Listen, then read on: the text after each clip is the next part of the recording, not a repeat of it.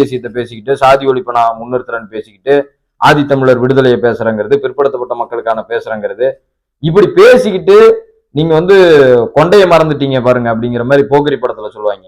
இவ்வளவு வேலை பார்த்து கொண்டைய மறந்துட்டோமே அப்படிங்கிற மாதிரி கொஞ்சம் கொஞ்சமா கொண்டைய மறைச்சுக்கிட்டு இருந்த சீமான் வெளிப்படையா RSS மேடையில போய் பேசிட்டு அதை நியாயப்படுத்தி பேசுவது என்பது அந்த கட்சியில் இருக்கக்கூடிய இளைஞர்களையும் பின்பற்றக்கூடிய அந்த 35 லட்சம் வாக்காளர்களையும் இந்த தமிழ் மக்களையும் தமிழ் மண்ணுக்கான அரசியலையும் என்ன சொல்றது அதற்கான துரோக வேலைகளை செய்யறது தான் இந்த மாதிரியான ஒரு அயோக்கியத்தனமான அரசியல் நம்ம முன்னிறுத்துறோம்.